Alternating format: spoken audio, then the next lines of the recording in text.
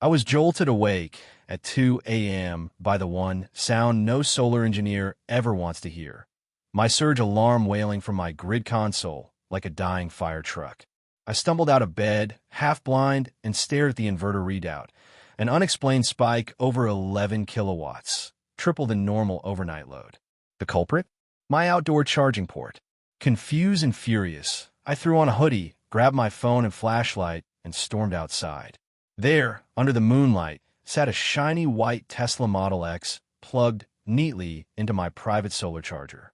And standing right next to it, arms folded like she owned the sun itself, was Cheryl, the neighborhood HOA tyrant. She looked straight at me and, with zero shame, said, "Your charger wasn't being used overnight." I figured I'd save a few bucks. I honestly thought I might be dreaming. I wasn't. That moment rewired my entire concept of how entitled a person could be. I'd built this solar grid myself. Every wire, every panel, every battery bank engineered by me alone. It wasn't just energy, it was independence. And now here was Cheryl, who once tried to fine me for having unapproved solar panels, draining my system like it was a public water fountain. My grid had safeguards, but I never planned for outright energy theft by the HOA treasurer. Not yet. The first time I met Cheryl was at the HOA's annual meeting. She volunteered for treasurer. Nobody else wanted the headache, so she won unopposed. Big mistake. She started calling herself Executive Community Standards Officer and fining people for the dumbest things. Mailbox colors, kids' bikes on porches, even excessively green lawns. Most neighbors just paid up. Not me. I made the mistake of installing an outdoor battery housing by my fence. It matched my house, fully permitted. But Cheryl said it was an invitation to thieves and threatened escalating fines. I showed her my city permits and told her move on. She hated that. The next week, I got an official HOA violation printed in Comic Sans. I laughed so hard I shredded it. But this time wasn't about visual disharmony. This was stealing. Plain and simple.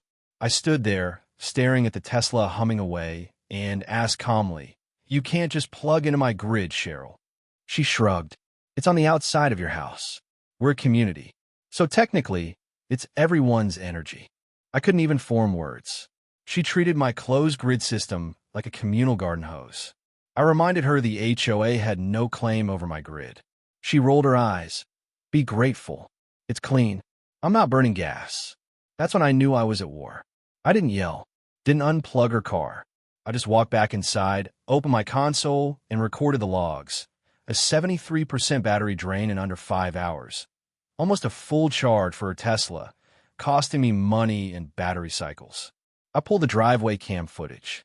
Sure enough, multiple nights, same crime.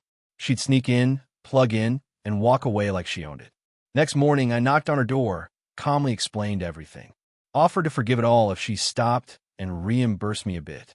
She sneered. "Oh, please. You really think I'm paying you for sunlight?" Then slammed the door in my face. A few days later, I got an HOA notice. She filed a complaint accusing me of anti-community energy hoarding. She claimed her role as board member gave her the right to use external infrastructure. My blood boiled. Enough. She wanted power? Fine. I give her all the power she could handle. I spent 3 nights designing a fake port. A decoy outlet that looked like my real charger but was rigged to trip a hidden relay and dump chaotic but safe voltage through her cable. It wouldn't harm her or the Tesla permanently, but it would kill the charger and scare the smug right out of her. Fully legal. Clearly labeled, "Private grid, do not use." But I knew Cheryl never met a boundary she wouldn't cross. Saturday night, 1:40 a.m., surge alert. I leaned back, opened my cams, and there she was, Cheryl, in slippers and pajama pants, humming while plugging into my decoy. 10 seconds later, a hiss, a pop, and a blinding arc. She screamed and fell backward in her lawn like a bad sitcom villain. The Tesla charger was toast. My camera caught every second. In that moment, watching her shriek, "It's broken," I knew I had just declared neighborhood electrical war. And I was ready. Next morning, a thunderous knock. Not polite, angry. I opened the door. Cheryl, flanked by Greg and Laura from the HOA. Her Tesla sat behind her like a burned-out spaceship. She snapped, "You tampered with my car." Greg, the always nervous sandal guy, stammered, "We just want to discuss last night." I told him to hold on, came back with a thick folder. Every stolen charge, every cam snapshot, every transcript. I handed it to Greg. He looked like I just handed him a bomb. Cheryl grabbed a page. "This proves nothing." "No, look. No sign until now." I pointed to the camera and audio. "Remember saying I figured I'd save a few bucks." Laura winced. Cheryl doubled down. "I'm filing a sabotage claim. You damaged my property." I shrugged. "You trespassed and blew up my dummy port. All on tape. File away." That afternoon, another violation letter landed. Unauthorized hazardous equipment. I laughed so hard I nearly framed it. Instead, I gave it to my lawyer. He was delighted. Sent a cease and desist to Cheryl, CC'd the board, and advised me. Let her show her cards. The HOA lives and dies by its paper trail. You've got them beat. For fun, I mounted an LED sign at my driveway. Private energy zone. Trespassers will be zapped legally. Neighbors loved it. Teenagers found the Tesla zap clip, added dramatic music, and posted it online.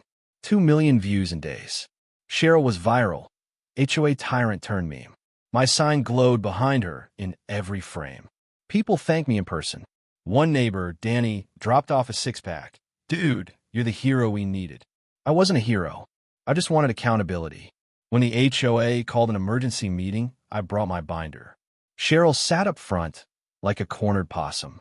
She ranted about shared community power and harassment. I calmly laid out the footage, the logs, the sign, the lawyer's letter. Silence. Then Greg said, "Cheryl, you ignored a clear boundary." Repeatedly. "We're done here." They suspended her treasurer title immediately. Retracted my violation. Suggested she apologize. Nobody held their breath. In the parking lot, she hissed at me, "This isn't over." I smiled, "Nope, just warming up." Days later, she tried again. I caught her on camera, 2:46 a.m., dressed in black, trying to pry open my main grid control panel with a screwdriver. If she'd succeeded, she could have fried half my battery bank or caused an electrical fire. My backyard cam caught her flipping off the lens when she failed. I sent it to my lawyer and called the sheriff. Deputy Lewis came by, reviewed the footage, laughed. "She's bold, but dumb." He logged it as trespassing and attempted vandalism. Next day, 2 patrol cars sat outside her house. She argued with them in fuzzy slippers, herbal tea in hand, squealing about harassment. The neighborhood watched. When that failed, she called the local news. A reporter named Chase knocked, mic in hand. I said he could film, but only if I showed him everything, my grid, my permits, my logs, the viral clip. He left wide-eyed. The segment aired. Cheryl tried to spin it as community power hoarding, but the sheriff's quote, asterisk, "She's under investigation for trespassing." Asterisk, ruined her. The anchor closed. The sun is free, but the infrastructure isn't. After that, people crossed the street to avoid her. Memes blew up. One had her Tesla with the caption, "Charge for free, pay in dignity." The HOA voted again, permanent removal. 38-2. The two, Cheryl and her husband, who looked ready to move planets to disappear. She didn't stop. 1 week later, she filed an anonymous city complaint accusing me of running an illegal energy plant. A city compliance officer named Hector inspected everything. Nodded, shook my hand, "Safest system I've seen." She's grasping. He left laughing. Then karma delivered a gift. During a neighborhood movie night, the city grid failed. The community center went black. Popcorn machine dead. But my house glowed warm and bright. Porch light spinning lazily in the breeze. Cheryl stood up mid-crowd and shrieked. "See? He hoards power. He lives like a king while we sit in the dark." A neighbor muttered, "He built it himself. Genius." Another said, "Maybe the HOA should buy solar instead of painting speed bumps." I didn't say a word. I just strolled home, flicked on my external monitor, and sipped my soda. That grid outage? City fault. Nothing to do with me. But Cheryl's envy burned hotter than any surge. Next morning, she crossed the last line. caught on camera trying to cut my sensor line with garden shears. She snipped it. My motion-triggered air horn screamed at 150 decibels. She fell backward into my mulch pile. I strolled out, phone recording, "Trim your own weeds, Cheryl." She stormed off spitting legal nonsense. That was it.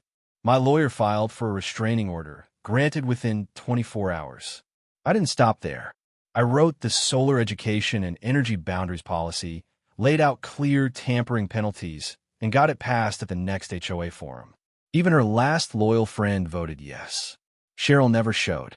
Her battered Tesla sat curbside, charger ports still charred, a solar garden gnome on its hood with a sign, "Respect the current." Neighbors called it art. I mounted her fried charger cable inside a glass shadow box at my gate with a steel plaque, "Steal the sun. Get burned."